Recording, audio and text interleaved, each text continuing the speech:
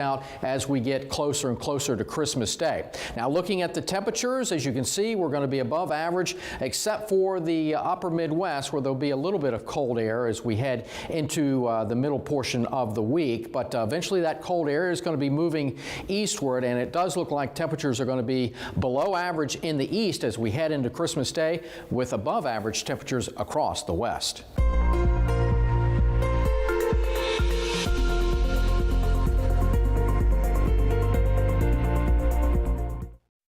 France is rushing military assets to its far-flung territory Mayotte in the Indian Ocean after a powerful cyclone is feared to have killed hundreds of people. France's health minister reported at least 14 have been confirmed dead so far, but said that is likely a major undercount. Cyclone Chido leveled entire neighborhoods of metal shacks and other flimsy structures. When it struck this weekend, entire hillside villages were reduced to a jumble of snapped trees and piles of corrugated metal and wooden frames of houses. Western North Carolina is still reeling after Hurricane Helene. Spectrum's Nick Buffo checks in with a store owner who's facing an uncertain future after being hit twice in 3 years. This large pile of debris that you see set up just off the main drag in Canton is a tiny representation of the widespread impact that Helene brought to the small mountain community. We're looking at pieces of businesses set up along the Pigeon River, some of which have now endured 4 major flooding events in just the past 20 years. And one business owner that I spoke with said he is finally deciding to throw in the towel. 15,000, 19,000. Like a fast-speaking auctioneer, 8,000 underwater, gone. Tom Wilson verbally slaps a price tag. Here's a shirt machine, that's 15,000. Right behind you there, that does 90 to 100 shirts an hour, gone, 75,000. On every piece of equipment he's lost. And I'm looking at a loss of over $1 million out of pocket. Wilson is the owner of American Cleaners in Canton, a town staple for nearly 80 years that was taken over by floodwaters during Helene. If you look above the door there, about 2 inches from the ceiling is the height of the water. Wilson bought the building in 1988, and he's been through his fair share of devastating flood events. 2 in 2004 after Ivan and Francis, and again in 2021 after Fred. But Wilson says the damage caused by Helene is irreversible. I've had to declare bankruptcy, which I never thought I would have to do in my lifetime. At 86 years old, Wilson is now drowning in financial debt and shutting down his store that used to be filled with the sounds of dry cleaning machines and a constant stream of lively customers dropping off and picking up clothes. To see that business just totally vanish and not being able to meet your obligations that you had settled on in the past. It's a mental challenge. American Cleaners is one of several businesses near the Pigeon River in Canton that took a direct hit from the flooding. Wilson tells me some of his neighbors are working to come back, something Wilson has been able to do in the past. But this time, he says he's simply out of money. Hopefully someone will come along and buy my building. For what, I don't know.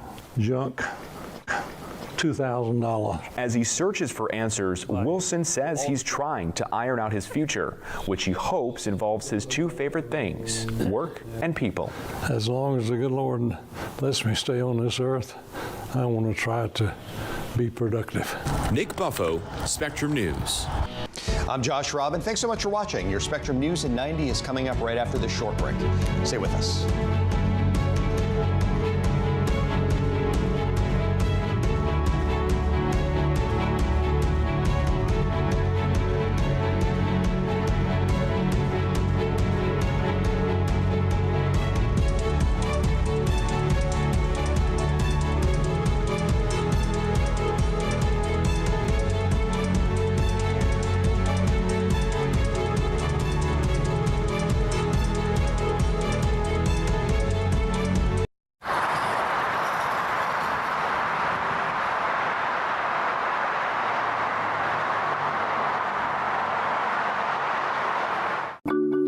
I tell my son, I love you every single day. I love My dad has never said that to me. Not because he doesn't love me, but because culturally it wasn't comfortable for him. Now that he's a grandfather, he says, "I love you" to my son every time he sees him. My advice to all the fathers out there, forget the cultural restrictions.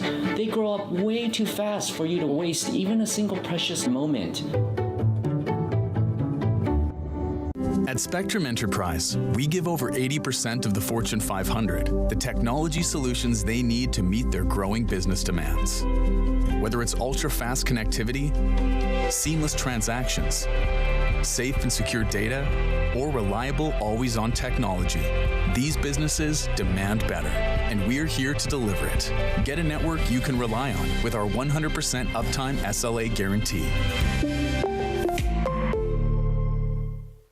Sometimes in life, in order to move forward, it helps to look back. To learn from the pioneers and trailblazers. To gain inspiration from those who came before us. To show us what it means to act with empathy and to show that love has no labels. Join WWE and Love Has No Labels throughout the year in celebrating people from all communities and heritages. Because when love has no labels, that's a love we can all fight for. Women are bad with money. That's what the world's been saying for centuries. But now we've got something to say. Save it. It's time to save ourselves by saving our money. Until we're no longer 80% more likely than men to live in poverty in retirement. Save it. The falsehoods, the feelings of fault. Then, the funds. Learn how to save for your retirement at WeSaySaveIt.org.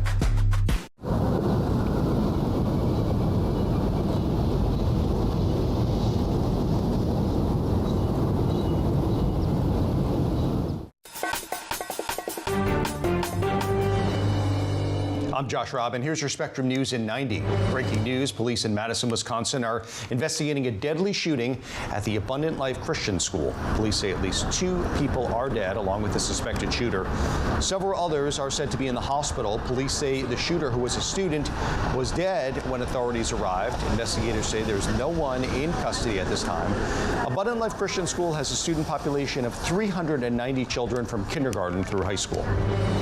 States with reported drone sightings have spread from the Northeast to the Midwest. The Homeland Security Secretary Alejandro Mayorkas says he wants federal lawmakers to give local law enforcement tools to investigate what's now solely under federal supervision. Senate Majority Leader Chuck Schumer also says that he'll co-sponsor legislation to, quote, give local law enforcement more tools for drone detection. And Robert F. Kennedy Jr. is meeting with senators on Capitol Hill today. He's President-elect Donald Trump's pick to lead the Department of Health and Human Services. He's facing backlash over his controversial stances on abortion rights and vaccines. This weekend, his lawyer asked the Food and Drug Administration to stop using the polio vaccine. Senator Mitch McConnell, who had polio as a child, is urging cabinet nominees to, quote, steer clear of those who don't think the vaccine is effective. That's your Spectrum News in 90.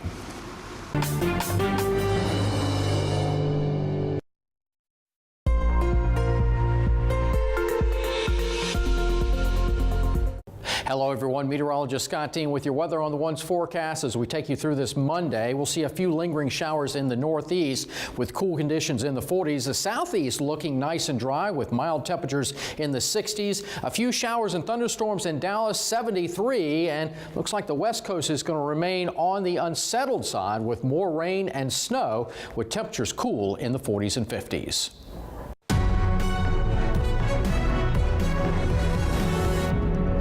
I'm Josh Robin. We're following breaking news out of Madison, Wisconsin. At least 2 people were killed in a shooting at a private Christian school. The juvenile gunman is also dead. Several people have been hospitalized. Police responding to an active shooter call at 10:57 local time at the Abundant Life Christian School in Madison. Officers found several people injured, with the suspected gunman dead. Police did not fire their weapons. That suspect is confirmed by police to be a student at the school. Right now, we don't know who the victims are. Madison's police chief says that this is a developing situation. Again, we're still going through, collecting evidence, collecting information, making sure that our community is safe from what is a sad day for our community and for our country. And and we have to do a little bit better. I don't have all the answers that you want right now. Wisconsin's governor has also been briefed on the shooting and thanked first responders. President Joe Biden has been briefed as well, and we are following this situation closely, and we'll update you as we learn more.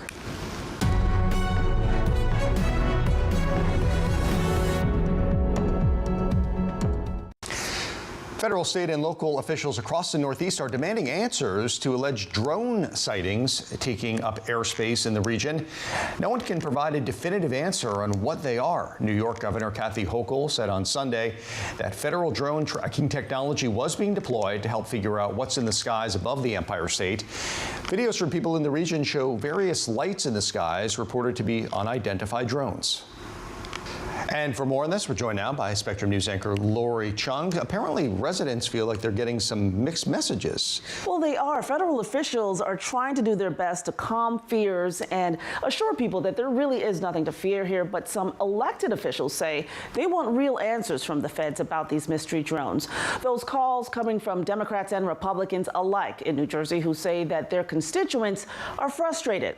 The FBI has asked residents to share videos and photos of any drone sightings. And as they and other agencies investigate, the consensus among federal officials has been that the drones aren't a threat and don't originate from a foreign source. But with more sightings in more locations throughout the Mid-Atlantic region and still no idea if there are more than one or who may be behind this, critics say federal officials have added to the problem by being too slow to act to get to the bottom of this.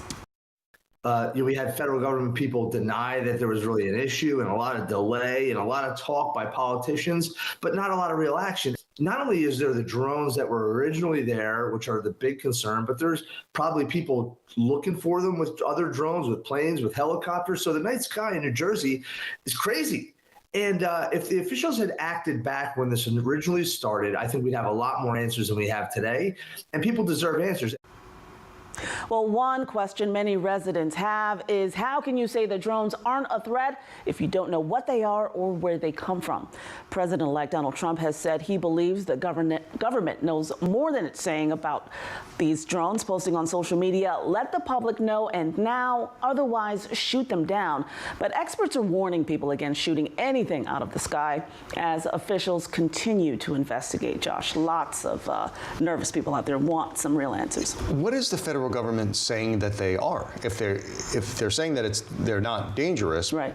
Do they know what they are? Well, they have some idea. They have looked at some of this footage, and according to Homeland Security Secretary Alejandro Mayorkas, he says some of these sightings are actually manned aircraft that are often mistaken for drones. But clearly they don't have enough answers because people are still very nervous about what they're seeing, and they don't have answers to those bigger questions about where these devices come from and who might be behind it. It does seem awfully unregulated, so many things in the skies. Right, absolutely. And that's one of the criticisms here. Okay, Lori Chung, thanks so much.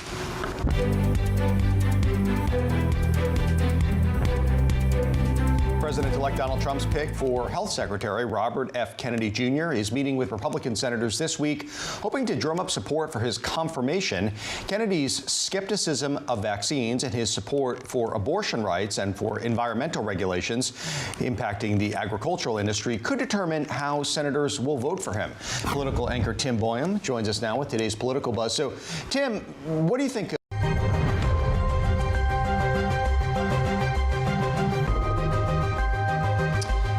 I'm Josh Robin, and we're continuing to follow that breaking news today out of Madison, Wisconsin, here on Spectrum News. The Madison, Wisconsin police chief is giving yet another update on the school shooting there a few hours ago. At least 2 people are dead, 6 others are injured. Let's take a listen. Start your live streams or do whatever you need to do. And while you're doing that, my name is Chief Sean Barnes, S-H-O-N-B-A-R-N-E-S. I'm currently the Chief of Police for the Madison Police Department. I'll be providing a brief update of the school shooting that we had today in Madison. There is some information that we're not going to release because it's still an ever-evolving situation. You'll hear from some of our representatives from our city and from our county, and behind me are a lot of people who came together today to make sure that the day ended well and that everyone else was safe. So with that being said, I'll go ahead and start my remarks. Today truly is a sad day for Madison and for our country. It is a day that I believe will live in our collective minds for a very, very long time. Here are the details. Today at 10:57 a.m., our team was called to the Abundant Life Christian School in reference to an active shooter. We know that 3 people are dead, including the suspect shooter. We know that the suspect shooter was a teenage student who attended the school. At this time, we're not releasing the age or gender of the student or any other identifying remarks about the student. 2 other people have died. That died were a teacher and a teenage student. 6 other people were injured. 2 students are now in critical condition in the hospital, and these injuries are considered life-threatening injuries. 4 students are also at other area hospitals with non-life-threatening injuries. But these are just the physical injuries that we know about. We know that this was the middle of the day of a school day, and so there will be other injuries that we'll have to face for a very, very long time.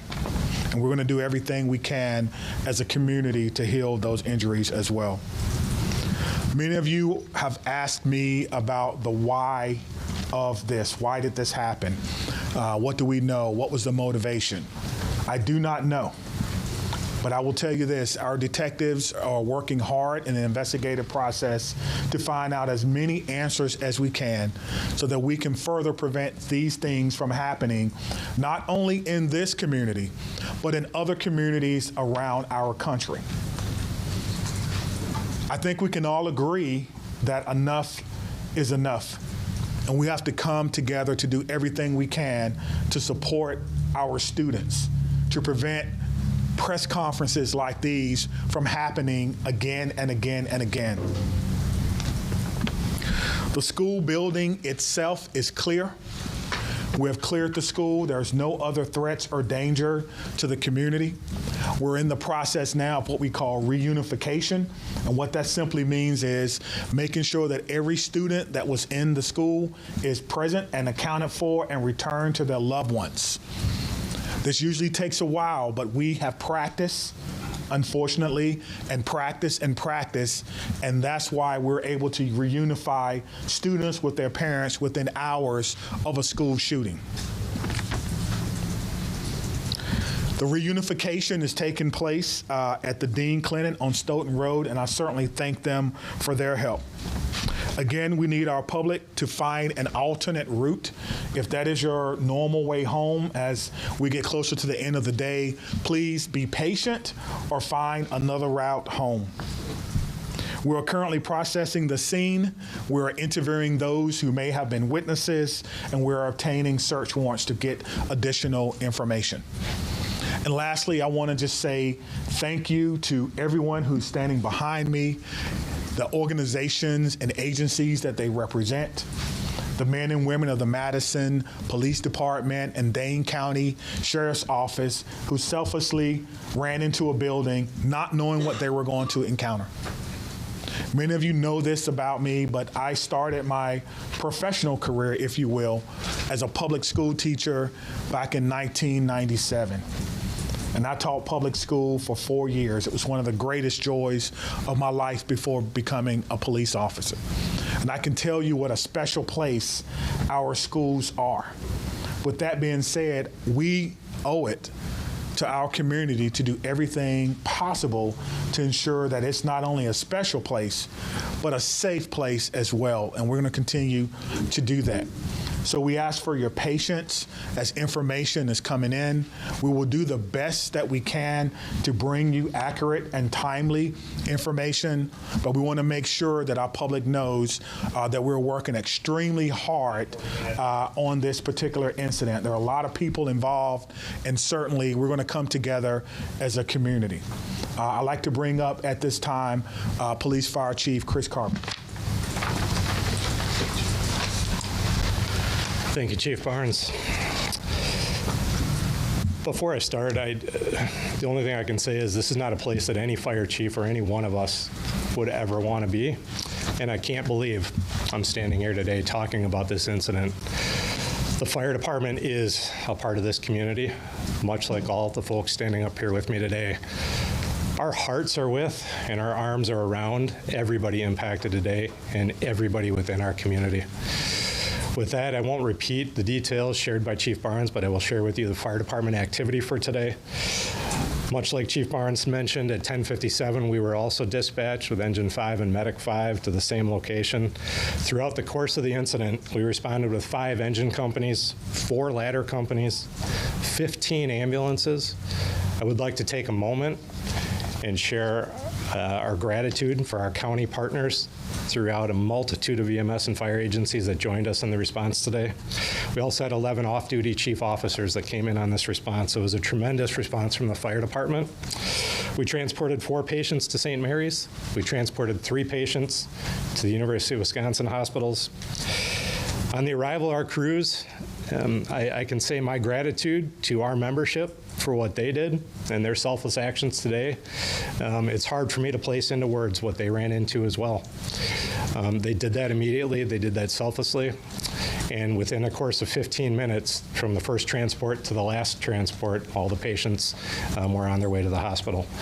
So to our membership within the Madison Fire Department and within all the emergency services, my gratitude, my recognition of the work that goes into this, the training that went into this, that again, we had hoped we would never have to put into practice.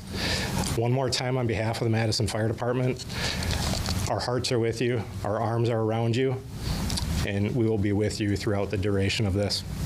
So at this point, I'll step aside, turn it over to the mayor. Thank you, Chiefs, both of you. This is an incredibly sad day for our community.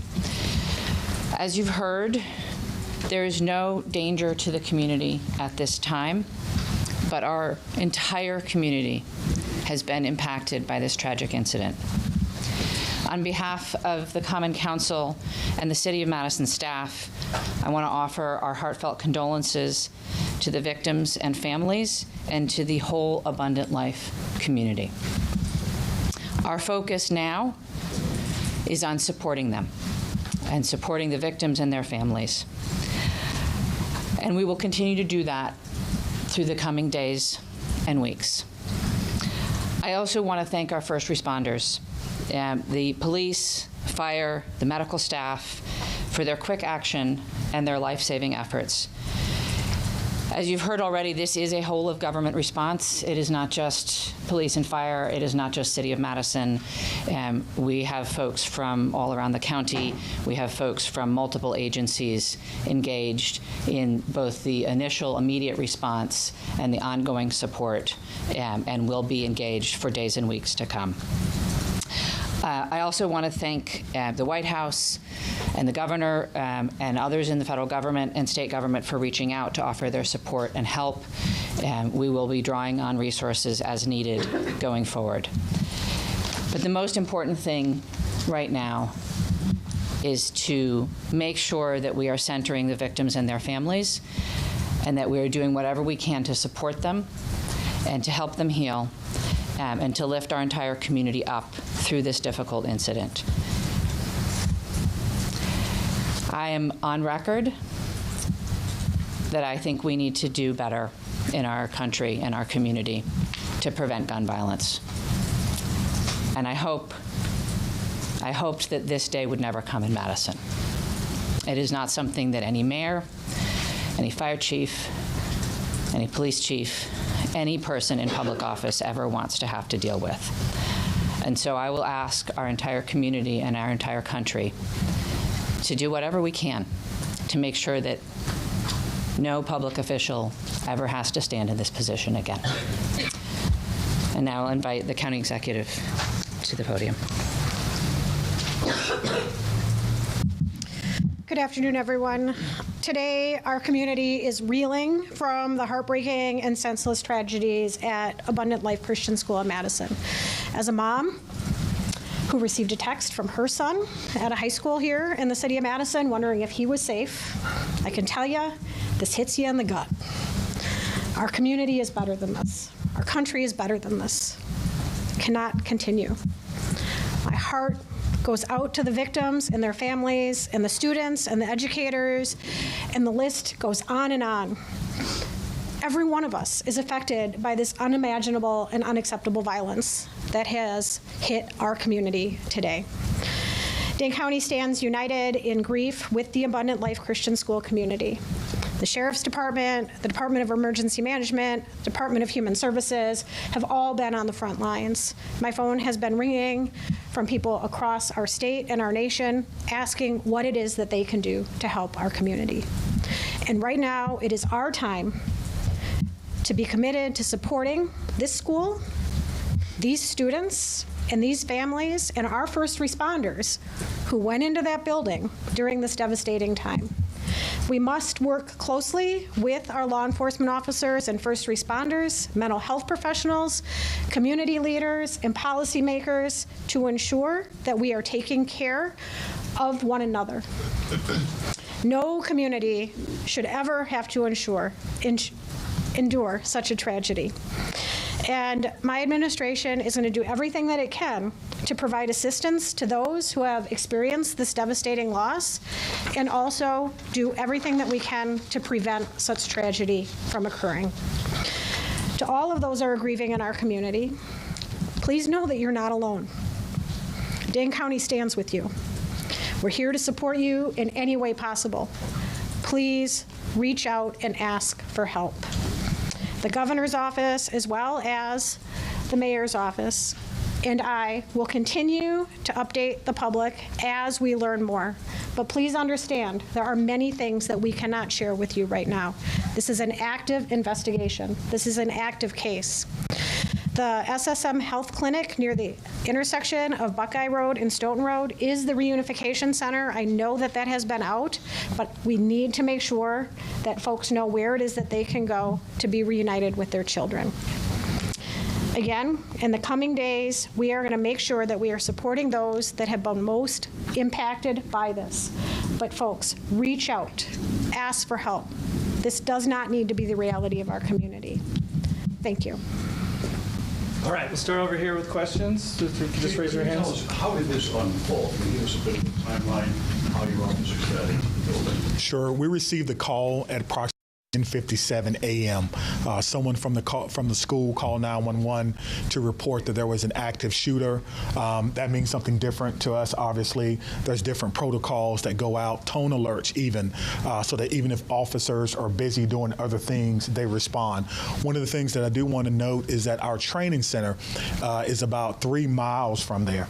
We have special event team medics, those that work with the fire department, responded to this particular scene from their training day. So what began as a training day became an actual day. And so that's how this call originally came out. Nicholas, did you have a question? What can you tell us, if anything, more about this shooter and what their motivations were, or have you made contact with their family members? Anything updated on that? Sure. There's nothing new that I can tell you about the shooter at this time. Again, as difficult as today is, that's still someone's child that's gone. That's still someone that has to deal with what happened today. And so we want to make sure that we can ensure as much cooperation as we can. You asked me about why, as I stated before. I don't know why. And I felt like if we did know why, we could stop these things from happening. But what I will tell you is, as soon as we are done with the investigation, any information that we uncover that will not compromise the safety of anyone involved or compromise the confidentiality of any of these children that are involved, we'll tell you. I just ask for your patience. All right, over there. Sorry, go right ahead. Chief, what kind of gun was used today? We know it was a handgun. We know a handgun was recovered. All right, sit down right there. Was the shooting confined to one classroom, or did it spread out throughout multiple? We know it was confined to one space. I do not know if it was a classroom or a hallway. One of the things that we've gotten very good at, certainly different from in my day, is that if you do not need to be in a crime scene, you do not need to go to a crime scene. And so the crime scene and those persons who were involved, they have that crime scene locked down. I did not go or enter into that crime scene. But if you can imagine, most schools, the students go together, but they are segregated. So on each different floor, in each different group. And so there's no evidence that anyone else was injured that was not in that age group. Danielle? What can you say at this time about how school staff responded when the shooting started? I cannot speak to how the school staff responded. We did have injuries, but it could have always, of course, had additional injuries. I do not know what the school's protocols are. Again, this is a private Christian school. I know that we have a very good rapport with MMSD, Madison Metropolitan Schools, public schools. So we have done trainings for them before, but I would assume that most of the teachers have the same or some similar type of training as a part of their certification. There's conflicting reports online about how many students are enrolled in the school. Can you confirm approximately how many students attend the school? I do not know how many students attend the school, but their website says that they serve about 200 families. Right in the back, White. What kind of support systems are going to be made available to people who are affected by this event? That's a good question. As you heard from our mayor and our county exec, we have services within our government that will be made available to them. I have a lot of confidence that they're going to follow through on that, and we'll make sure that that persons who need to. Do you guys want to speak to that?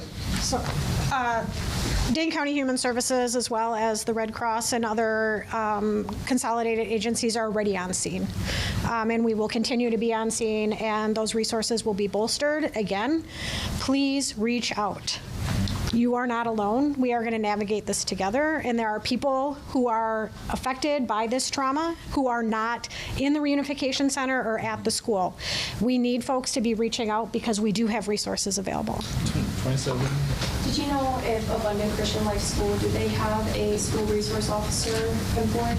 It's not my knowledge that they had a school resource officer. That if they did, it would be a police officer, and I know where they all are, and they're not in the schools right now. 15 in the back there. So in terms of witnesses that you mentioned about investigation, what is that looking like, and how many witnesses are you guys speaking with? Sure. So the detectives will talk to anyone who may have seen this particular event unfold, anyone that may have been unfortunate to hear something. They will be talking to them. It's my understanding that that's in process now, and everyone is cooperating fully. That will give us an idea of not only what unfolded, but it could answer the question to motivation, because again, the students who unfortunately had to witness this. But that's not something that we want to rush. We're not going to interrogate students. We're going to give them an opportunity to come in and speak to what they may have saw when they feel ready, which is why some of these questions can't be answered right now. All right, Spectrum Room. How do you reassure the community that it's still okay to go back to school? I mean, everybody's got kids, and I think, maybe it happened at this school, but there's everybody that's got a kid anywhere like this in the county. It's going to be hard. Yeah, I think you're asking me, how can I say 100% that no child will ever be harmed in school? I can't. No police chief can. But all I can tell you is that we have systems in place so that if something happens, we can respond like we did today. I can tell you that our mayor and our county exec has committed resources to not only public health, but also mental health. I can tell you that every teacher that I've ever had contact with at MMSD cares deeply about their students. Every staff member, I talk to staff members all the time who tell me things that are going on in the schools and want to do whatever they can, even if it's under anonymity, to let me know that they want to have a safe school. So my reassurance to the public is that if you see something, say something.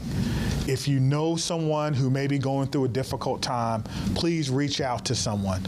And I think what I can do is make sure that our police department is transparent and open and honest and inviting for people to call and give information. I think MMSD does an excellent job of that, and the same thing can be said for any other private school. If you want to give information or you need someone to talk to, I can promise you we'll have someone there to get that information.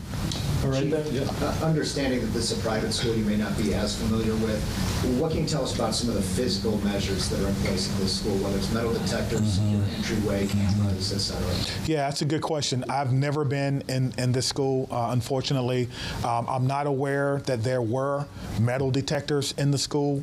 That's something that we can certainly look at. Most schools have some form of surveillance or public space cameras, but that will be, of course, part of the investigation process. Scott? Chief, can you clarify? You said 7 were injured, there's 6 were hospitalized. Does that mean one's been treated or released? And secondly, is the shooter's family cooperating with the investigation? Yeah, so that's 2 questions, but let me try to handle the first one. So I'm trying to go back to my notes. So we do know that 1 person was pronounced at the scene, and so that may be the 7th person. But we can get you all that information just when we're done. I'll have my PIO give that to you so you can report it accurately. And what was your second question? Is the shooter's family cooperating? At this time, yes. Right there. So you have made contact with the shooter's family? We have. And what were the steps taken to do that? It's through the investigative process, okay? Laura? Yeah. Is the shooter's home being searched? We've got some information about that. It's ongoing. Yes, obviously, once we have identified, we have initiated a search, but we think that search is either ongoing now or that search may be concluded. Of course, it's about safety. That's the first thing, making sure that people are safe, and then we'll go from there. This has been, this has been an amazing day for everyone. And so if you have someone who is deceased, who may have been a shooter, you want to make sure that their family is okay. You don't know. And so that is what we're doing right now. It is about the safety of everyone. This is going to be a long day for the Madison Police Department. We just want some of your patience. Are you aware, had the school had any prior threats? And then just, jumping off of that, do you know if the shooter